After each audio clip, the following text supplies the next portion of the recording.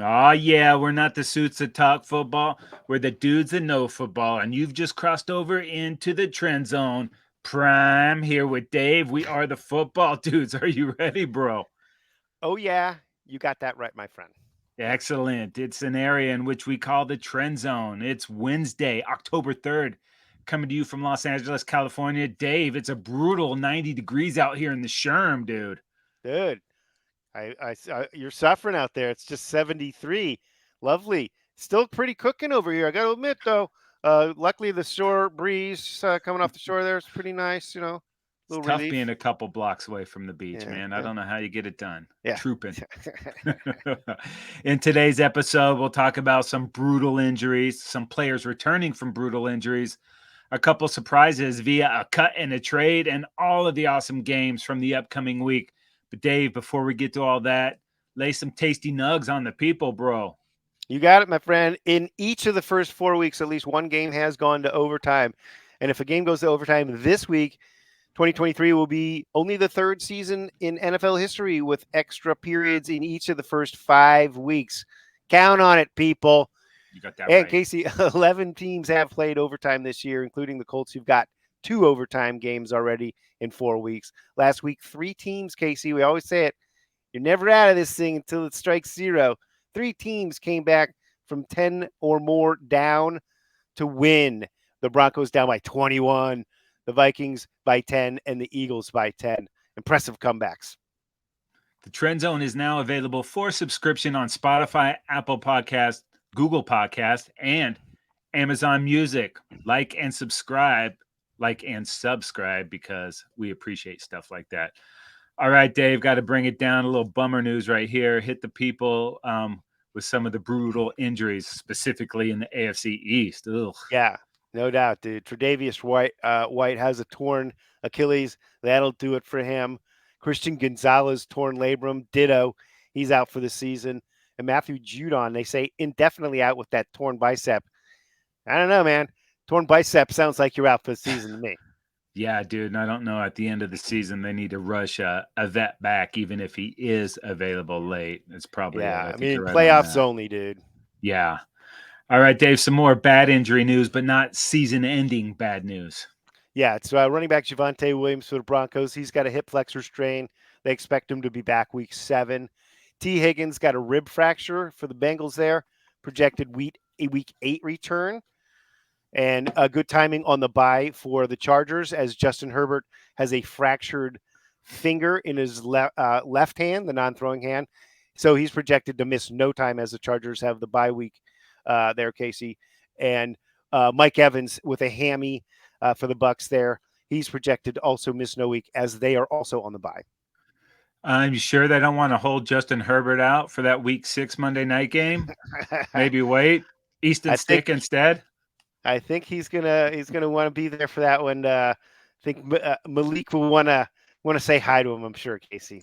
Is he going to have that Raider glove, that special Raider That's glove right. going? I mean, uh, yeah, sure, he had a fractured finger, but I think he was trying to make a statement, a fashion statement, or maybe something, a little something for the Raider fans in the stands there, Casey. Oh man. Anybody else, Dave? Oh yeah, so Kenny Pickett knee injury. They're expecting him out until week 7. So look for Trubes to be at the helm there, and then Casey Pratt Fryermuth with a hammy projected week 7 return. That's Pat Fryermuth. Patrick John Henry Aquanimius Fryermoot? One and the same. Okay, all right. Dave, you got any good news? Yes, sir, I do actually. The Los Angeles Rams Cooper Cup has been working that gnarly hamstring injury for quite some time now, but McVay has affirmed indeed that the he's being reactivated, starting that 21-day window where they're bringing him back, and so look for him to. I mean, maybe he could play as early as this weekend, but certainly within the next 3 weeks they have to activate him. Two hammies, one cup. Yep. And also Jonathan Taylor, Casey, after spending 4 weeks on the IR or the PUP, whatever it is, missing the first 4 weeks of the season also due to that ankle injury. And also there is no trade interest apparently at all. So he'll be back with the Colts this week. The Colts got to figure something out. If he doesn't want to come back and play for them, you better trade him for something or he's going to walk. They're definitely not going to franchise him if they don't want to pay him what the amount is. Weird I situation there. Yeah, it's a ugly situation, but I guess you think he's auditioning for the league, so good for him. Yeah, and they got it. What about a month until the trade deadline? So That's true. we shall see. All Yep. right, Dave. Some surprising news today in the AFC West. Yeah, the Chargers have traded J.C. Jackson to the Patriots, where he played his first 4 years of his career, where he was Mr. INT. The Chargers signed him before last season to a 5-year, $82.5 million contract. Huge contract. He just did not work out, had suffered some injuries with the Chargers, but when healthy was also just not fitting into the Chargers scheme there. Mm-mm. The Chargers will be paying the majority, I believe, of his salary for this year and eating a ton because of the signing bonus off the salary cap moving forward for dead money. In terms of that, good news for him, he gets to go back where Bill Belichick knows how to use him, and Belichick gets a guy who obviously played very well for the Patriots. They need him, considering the situation there with Witherspoon being out as well, Yeah, likely for the Gonzalez. season. Yeah, Yeah. yeah. Oh, and And then you also, got some. Casey, yeah, Yeah, I was going to do it. say the Denver Broncos cut Randy Gregory, your guy, right? He was apparently disgruntled there with the playing opportunities and such, and his $14 million contract. He's available out there now, and he has an offset. Anybody that signs him for anything will relieve some of that cap burden from the Broncos. But at this point, who wants Randy Gregory? We shall see. Yeah, Cowboys dodged one there, man, with that huge contract that he agreed to, and then said, "No, I don't think I want that. I'll get it from the Broncos." Good. We got Yeah, I'm signed sure you Dorrance guys will welcome him Armstrong. back with open arms, though, right, Casey? Oh yeah, yeah, definitely. I can see that jerk going to Philly. Oh man. All And right, being a Dave. model citizen, right, in the That's city of right. Yeah. brotherly love. Do they have legal weed in the state of Pennsylvania? It's going to be hard to leave Colorado. Maybe he just True. stays there and doesn't play football. All right, Dave. The first quarter of the season is gone. We're moving into week 5. Week 5? Yeah, week 5. Casey, it's slipping away. Where does it go? Why is a month in the off season like 6 months, and then we Yeah, get to the season and it's the blink of an eye? it's flying by, man. It really is. So we finally made it to the bye weeks. The Browns, the Chargers, Seahawks, and Bucks are all off this week. Dave, go ahead and get us started with Thursday night football. Yeah, you got it, man. It is the Chicago Bears at the Washington Commanders. Commanders at home, favored by 6 in this one. Interesting factoid, Casey. The Bears defense has only 2 sacks. That's the least in the NFL. And Washington's offense, Howley, has been sacked 24 times. That's the most in the NFL. So something's got to give. Either the Bears start getting some sacks, or the Reds, the FTs Drink, start getting drink. some protection for the quarterback. I will take a drink, actually. Thank you. Man, this is the Riverboat Ron Rivera revival. I did it twice, baby. I made it both times. Yay. Yeah, right The on former iteration there. Bear decided not to gamble last week when they had a chance to beat the Eagles by going for 2, sent it into overtime. Those Commandos ended up losing. Luckily, I don't think this game will come down to the last play, but I don't know how a despondent Chicago team rallies from the brutality of watching a 21-point lead evaporate into a loss on a Ugh. short week.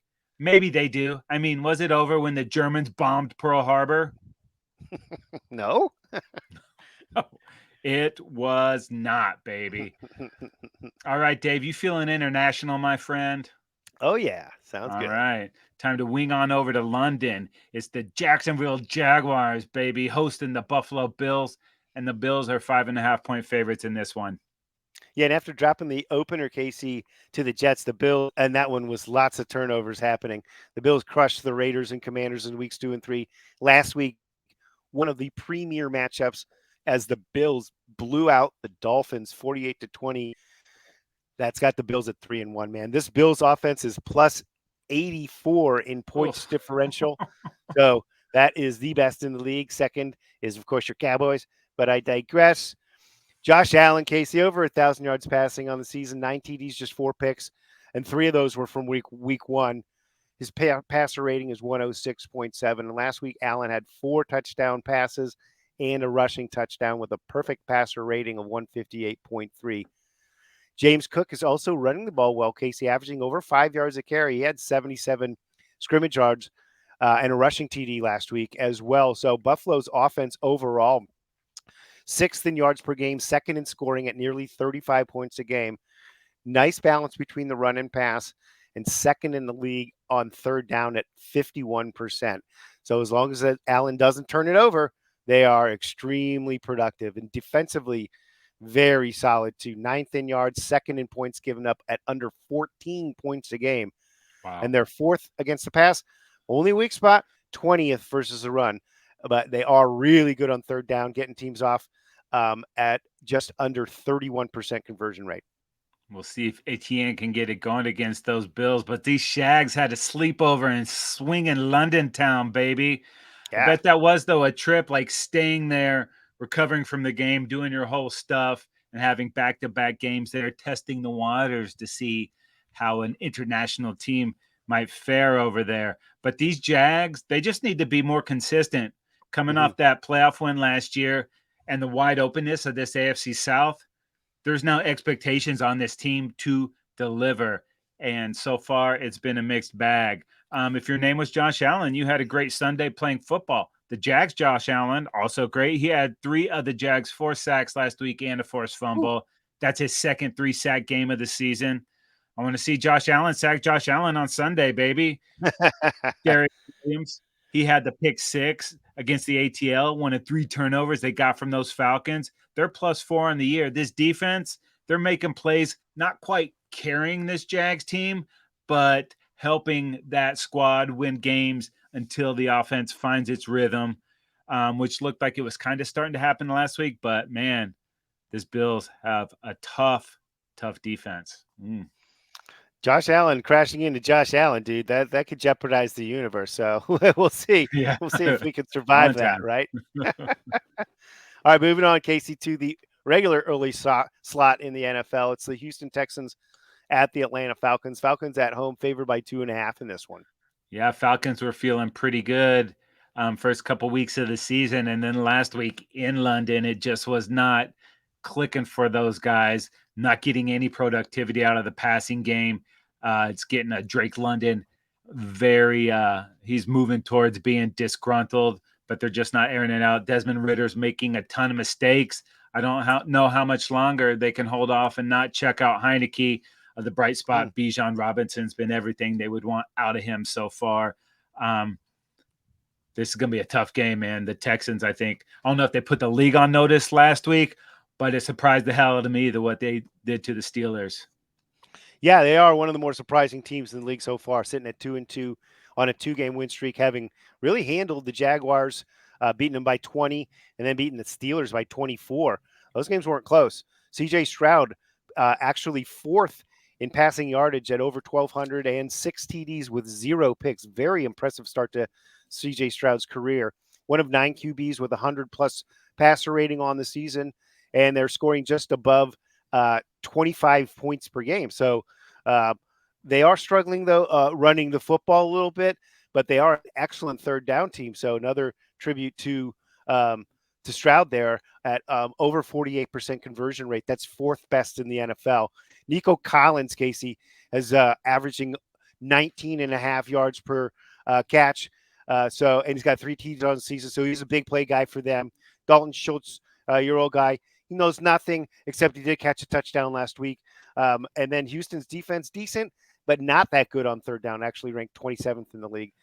So we'll see how this one turns out. But this is a good situation if these Texans can keep it going, and really this facing, like you said, a Falcons team that kind of needs to find themselves and get a W really badly at home. So it'll be interesting. Yeah, I like the way these Texans are playing, man. DeMarco Ryans, man, getting it done. All right, Yeah. now it's time to move on to a perfect cap battle, Dave. It's the Carolina Panthers at the Detroit Lions. Lions restoring the roar, favored by 8.5. Yeah, Casey, and the 0-4 Panthers and rookie quarterback Bryce Young are off to a tough start. And this Lions team is sitting at 3-1, feeling pretty good about themselves. So their only loss came in overtime versus Seattle. So almost an undefeated Lions squad here. David Montgomery, 141 scrimmage yards and 3 TDs last week. Goff over 1,000 yards passing on the season. And they're getting great contributions from the rookies on both sides of the football. How about Sam Laporta, Casey, the tight end? He has the most receptions at 22 and the most receiving yards at 242 by a tight end in his first career, 4 career games in NFL history. So setting a nice pace. And the Panthers, they have to look elsewhere on the schedule maybe for that first W. Unfortunately, next week it's Miami for the Panthers. So, Ugh. man, it doesn't get any easier. They have to take advantage of somehow finding a W on the schedule, but it's going to be tough this week too. Yeah, they got to find their claws. Okay, so up next, it is the Tennessee Titans at the Indianapolis Colts. Colts are favored by 1 in this one. The Titans, Dave, have looked incredible and have also been unwatchable. I'm not sure what they are yet, dude. I really don't know. And I don't know what the Colts are either, but I know I love to watch Anthony Richardson play football. He is exciting. Almost brought those Colts back. Tremendous output last week against the Rams. Came up just a little bit short. That dude is fun to watch. Yeah, the Titans, dude. Jekyll and Hyde team. I don't mean, get the it. most in the entire NFL. Yeah, it's crazy. Mystery. 1 week Tannehill, it looks elite, and then the next week, he Disaster. looks like a Tannehill. All right, Dave. Up next, we got the New York Giants at the Miami Dolphins, and the Dolphins are 9.5-point favorites in this one. Yeah, whew, and the Giants coming off. They were sitting at 1-3, coming off that Monday Night Football blowout.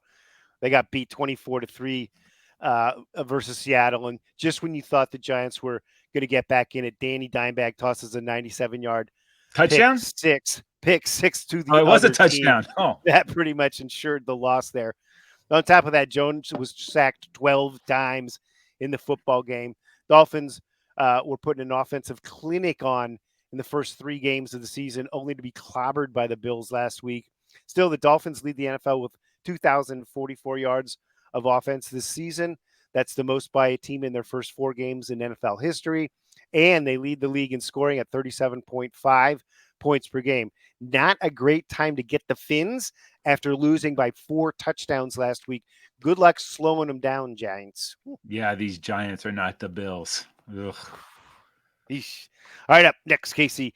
It's the New Orleans Saints at the New England Patriots. Patriots at home, favored by 1. Yeah, baby, the Cowboys revenge tour. They sent Brady into retirement, handed BB his worst loss ever. We're coming for the Niners. Oh, we're talking Patriots. My bad. Speaking of bad, the Patriots offense has been pretty bad this season. O-line kind of banged up. Now there's questions about Mac Jones being the future. Since Mac arrived, they're 0-14 when they've allowed 25 points. Whoa. And last week they gave up 14 points on offense. That's not going to help those numbers, dude. And speaking of numbers, the Pats are 38% on 3rd down and only 25% on 4th down. And as a team that's built to run, they're only getting 3-point per clip and only 1 rush TD on the season.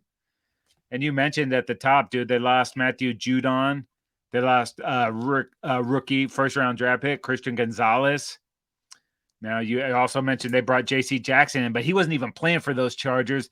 I'm not sure how much impact he's going to have right away. And I'm going to say this a lot during the season. If you are not in contention for the Super Bowl this year, collapse for Caleb. Yeah, that's got a nice ring to it, Casey. It does.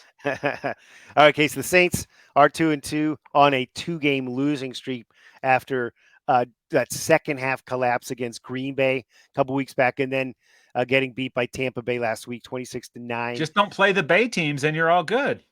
Right, there you have it, man. Hey, playing a week after suffering a shoulder injury, Derek Carr and the Saints offense really struggled big time. Carr didn't push the ball downfield with that shoulder injury bothering him. And so it was all about screen passes. In fact, the home team was booed on several occasions offensively. Alvin Kamara, though, 13 receptions. Somebody was on the receiving end of all those short little dump off passes. Derek Carr's specialty. I might add, and 84 scrimmage yards for Kamara in his season debut last week. So he's knocking the rust off there. Carr has just 2 TD passes to go with 2 interceptions on the season for a passer rating of 80. So, I mean, the New Orleans offense is below average in all statistical categories, scoring just 25.5 points per game. That's tied for 25th. And the defense is what they usually count on, and they're just above average also in all the major stats right now, including holding teams to just 19 points a game, which is pretty good. Yeah. Whoever you pick in this game to win is going to lose. That goes for Yes, everybody. this is a no-win It's scenario. impossible. Yeah. All right. Up next, the AFC North battle. We got the Baltimore Ravens at the Pittsburgh Steelers, and the Ravens are 4-point favorites on the road. Yeah, how about the Steelers, Casey, coming into this game at 2-2? But that seems even a little bit sketchy right now. Like 2-2, wow!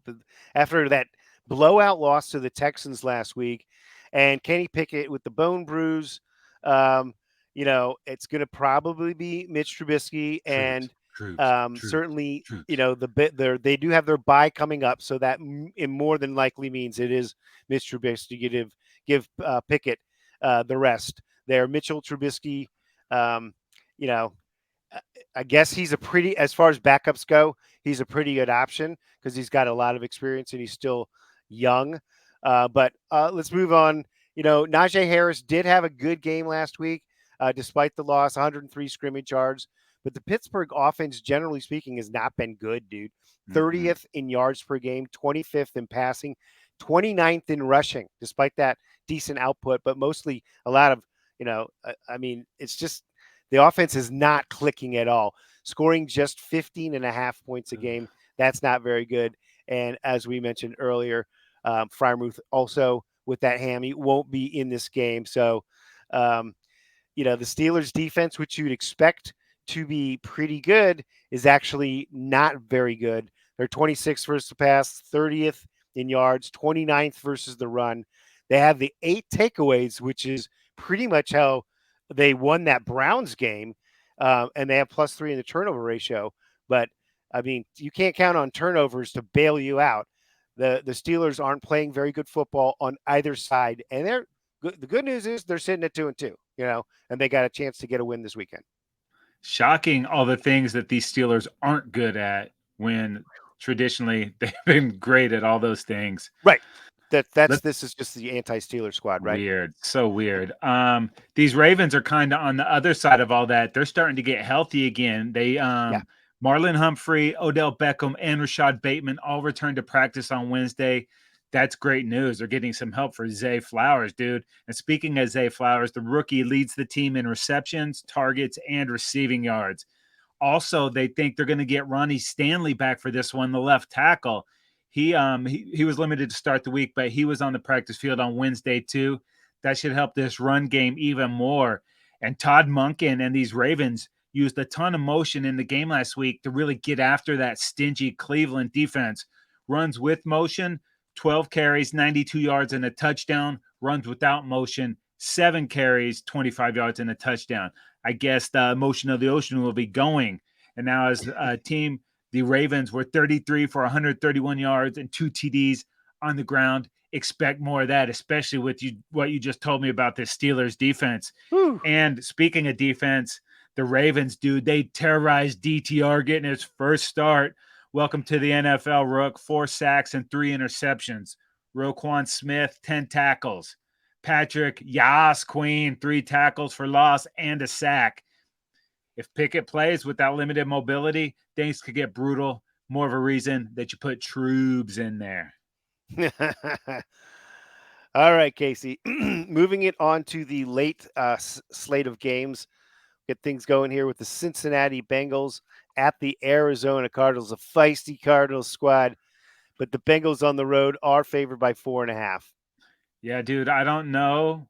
I know the Bengals are desperate, but I don't know if I would keep sacrificing my $275 million franchise quarterback, dude. He can barely move. He's not able to push the ball down the field. And maybe he's getting better each week, but the Titans kicked the crap out of him last week. That was freaking brutal. And I don't know how much more of that I need to see if I'm ownership there, Whew. especially with all that money out. And you flip it over to these Cardinals, dude. Rookie head coach Jonathan Gannon. That's an intense dude, bro. Yep. And he has these Cardinals playing hard. They don't have a ton of depth or talent, but they're playing their asses off. And that's what they're going to do on Sunday. Protect the nest, Dave. Sounds good, man. Baby. Sweet game. The Philadelphia Eagles at the Los Angeles Rams, and the Eagles are 5.5-point favorites on the road. Yeah, Philadelphia starts off 4-0 for the second straight season. Casey beating New England, Minnesota, Tampa Bay, and Washington, the last one in overtime. Philadelphia have won 21 of the last 22 games started by Hurts. Last week, Hurts 319 yards passing, 2 touchdowns, 0 picks. And DeAndre Swift running the ball well, 79 scrimmage yards last week. A.J. Brown, a big game, 9 catches, 175 yards, and 2 touchdowns. Interestingly, is only 2 TDs of the year. So Philadelphia offensively, though, they are a strong unit. 5th in yards, 2nd in rushing the football, and 5th in points at 29.5 a game. And then defensively, overall, a pretty good unit as well. They're number 2 versus the run. Not so good at the pass. So it might end up falling on Matthew Stafford if he can start winging it around to some of those fresh receivers for the Rams. Yeah, dude, 4 weeks into the season, and there's still a handful of teams that you can't definitively tell what they are yet. The Rams are one of those for me. They beat Seattle. They play the Niners tough. Then they lose to the Bengals, and they grind out a very tough OT win on the road last week.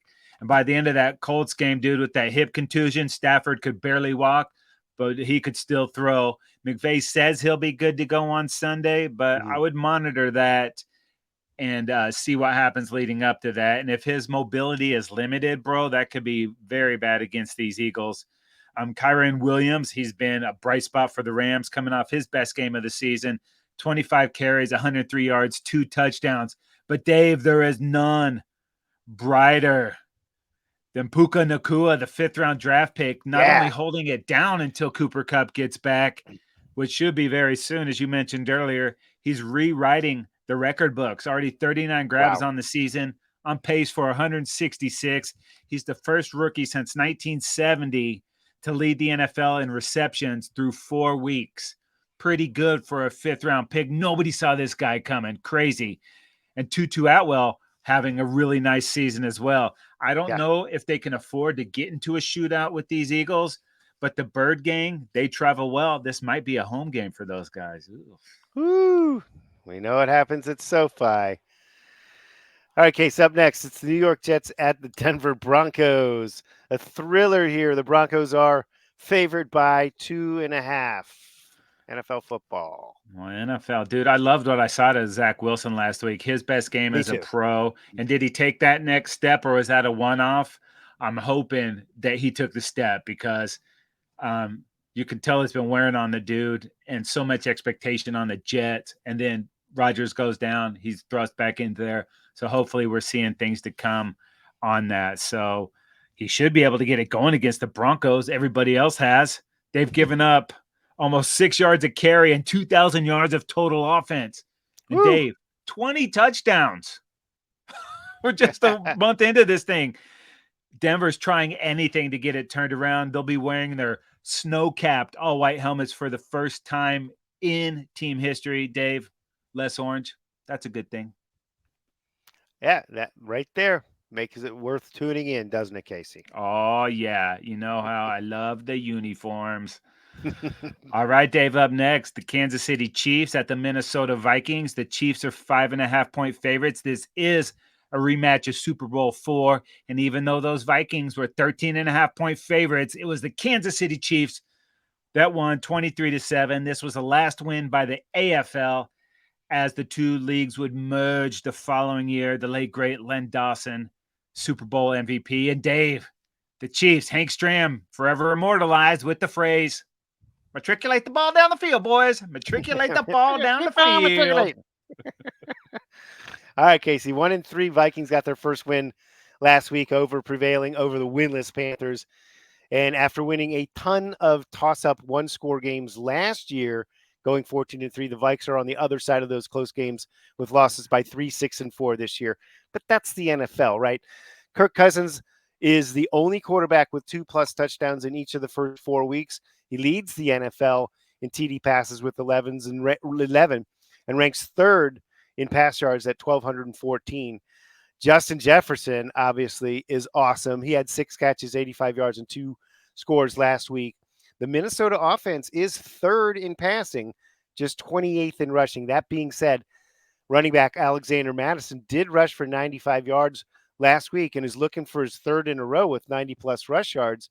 Sounds pretty good. Cam Akers had 51 scrimmage yards last week in his debut.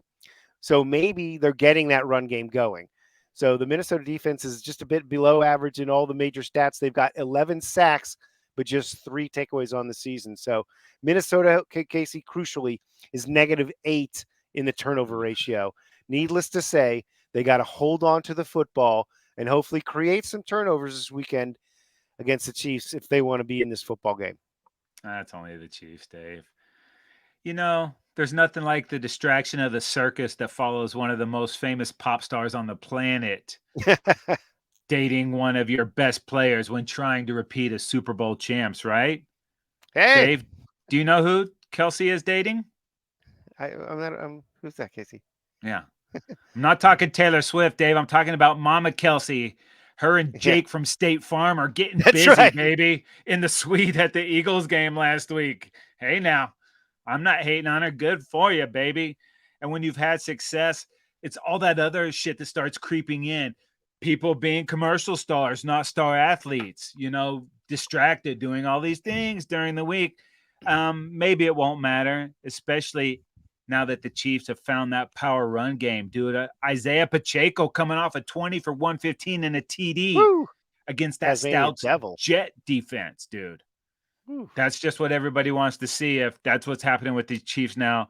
Very scary, dude. But still not a true number one receiver besides Killer Trav, the tight end. Can they grab one before the trade deadline? DJ Moore, T. Higgins. These are guys that might be available, but does anybody want to help these Chiefs get better? Yeah. I don't know about that one. By the way, this Kansas City defense has only given up 6 touchdowns on the season. Wow. And it might be my first. Former Charger, Drew Tranquil leading the team in tackles, Chris Jones doing Chris Jones things, although only 1 turnover for the defense. Oh, look, it's the Vikings. -8. What could go wrong? Here's where you fill up that stat, Casey. And Casey, now we know why Jake from State Farm has always got that big smile on his face, right? Yeah, Mom Kelsey puts out. Yeah. Allegedly. Okay. Moving on to Sunday Night Football. This is the game of the week, really, Casey. Not just because it features your Cowboys, because it really is the game of the week. Man, it is the Dallas Cowboys at the San Francisco 49ers. Let's go into the Wayback Machine when this was the Super Bowl, Casey. Niners at home, favored by 3.5 in this one, and it is going to be good. Yeah, Dave. And, these 49ers have eliminated Dallas from the postseason 4 times. Dallas has eliminated those punks from the postseason 5 times. Suck it, Niners. The 9 playoff meetings are tied for the most all-time between 2 franchises. And that's why I'm donning the Prime gear today. I got the hat and I got the glasses because we're taking it back to when Prime was on both of those teams winning Super Bowls, although I only want one of these teams to win a Super Bowl. And I'm going to start with the defense for the Cowboys. That has been one of the stories to start this first month of the season. Oh, yeah. What about Jerome Bland last week? He's alleviated some of the concern of losing Trayvon Diggs for the season. It took a little bit. Thursday to Sunday wasn't enough. Another week helped them look much better. He had 3 pass breakups last week, 2 interceptions, including a pick 6 versus those Pats. He's from Northern California, NorCal. Do they like it when you say NorCal up there? I don't think they do. NorCal. So he's going to be playing in front of family and friends. Deron Bland, dude, 8 interceptions in just 21 games into his career. So is it cool if I put in the request for 9 and 10 on Sunday? Now, this defense has been awesome, totally awesome. But in the playoff game last year, they dropped a couple of interceptions. They didn't capitalize on Brock's mistakes. And that's bad news because so far this year, Brock's been even better. He's got no interceptions and only lost one fumble. He's fumbled 4 times. Cowboys have to make him pay for those. Cowboys +9 in the turnover ratio, 14 sacks, have given up only 4 touchdowns and have 4 non-offensive touchdowns. Can Dallas get out in front of these guys and put pressure on Purdy to have to make plays? He's played pretty well, but I don't know that they faced any danger. I don't know that he's played from behind more than like a touchdown or something. So I guess that's just a bonus on having one of the best and most complete teams in the NFL. If Dallas can slow down CMC, no one's been able to yet. That would help too. But that is much easier said than done. The boys have been sustaining drives on offense, converting third downs at 50%, but they've struggled inside the 20 and have settled for far too many field goals. Got to pay off those drives with touchdowns. And I don't think it's that far off. Just got to get it a little bit tighter, but definitely room for improvement. Michael Gallup, some really nice games back-to-back, 5+ receptions and 60+ yards. Still waiting on Brandon Cooks to get it going. We need him to have an impact on this offense. That's what they envisioned when they traded for him. Hasn't happened yet. Jake Ferguson, not from State Farm, but he is getting a ton of red zone looks, dude. He had a couple of drops, but he's easing into this elevated role, coming off career best 7 receptions for 77 yards last week. 777. Not sure if Hendershot's going to be back for this one. That means more opportunities for Schoonmaker. I'm almost done, Dave. Stick with me. Looks like Rico Dowdle escaped major hip injury. But either way, I want to see more Hunter Lipke in those goal-to-goal situations.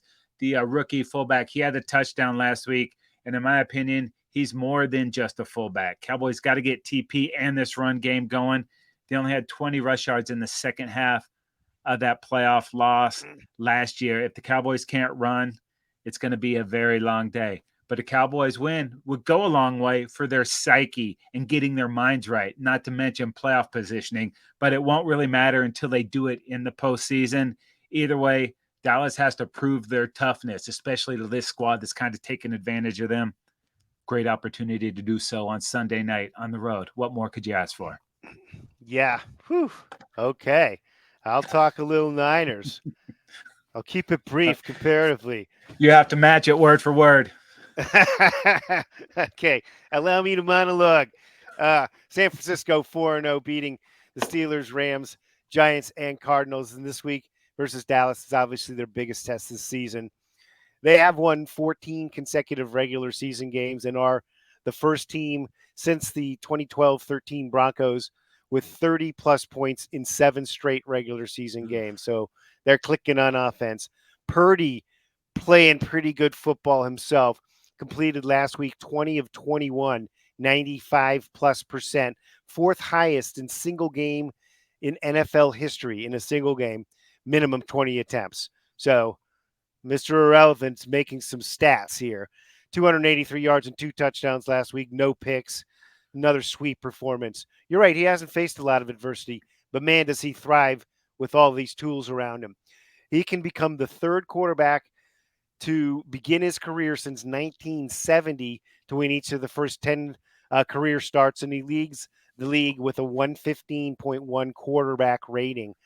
So the other 2 quarterbacks, by the way, to win their first 10 games, Roethlisberger and, of course, the legendary Mike Tomczak.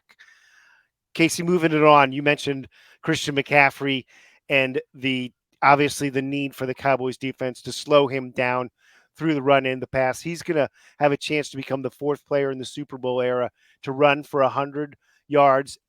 He became it last weekend, for a run for 100 yards at 106, 3 rushing touchdowns, 70+ receiving touchdowns, and a TD in a single game. So that's next good. thing you're going to tell me he's dating some hot supermodel. I don't know about that, Casey. I don't follow all that non-football garbage, Casey, but I will tell you this. This team is extremely balanced, and I'll tell you, offensively, 2nd in yards per game, 3rd in points per game, 3rd in rushing, and they pass the ball pretty well too, 9th. Okay, defensively, 5th in yards per game, 3rd in points per game at 14.5, and third against the rush. So it's going to be tough for your Cowboys to run on this squad, and they defend the pass decently. That's where their only slight weak spot is, where they're 17th against the pass. But when it comes down to it, it's all about points. When you're third in points scored and third in points given up, you're doing stuff right on both sides of football to get there. Brutal. Oh, it's going to be such a great game, dude. I got OU Texas on Saturday, Dallas and San Woo! Fran on Sunday night. What a delicious, delicious football weekend. What All right, about Dave, Colorado and Prime, Coach Prime? I'm just talking Cowboys prime, even though that's the look. All right, we got one more for the people's Monday Night Football. It's the Green Bay Packers at the Las Vegas Raiders. And the Packers are 1-point favorites on the road. Dave, talk about your favorite team, the Raiders. The Raiders fell to 1-3 last weekend. Casey, as their comeback attempt came up short versus the Chargers. Jimmy G was in the concussion protocol, so they handed it over to rookie Aiden O'Connell for his first start in the NFL. He was under extreme pressure the whole game, being sacked 7 times, fumbling twice, and finally throwing a pick on his last play to lose the football game. On the bright side, though, O'Connell was 24 of 39 for 61.5%, and he rushed for a TD. The Raiders will likely go back to Garoppolo, although they've been kind of coy about that at this point, as long as he clears the concussion protocol. He has, though, just 5 TDs and 6 interceptions on the season for an 81.4 passer rating. So he hasn't lit it up by any stretch of the imagination. Also, rushing leader from last year, remember this guy, Josh Jacobs?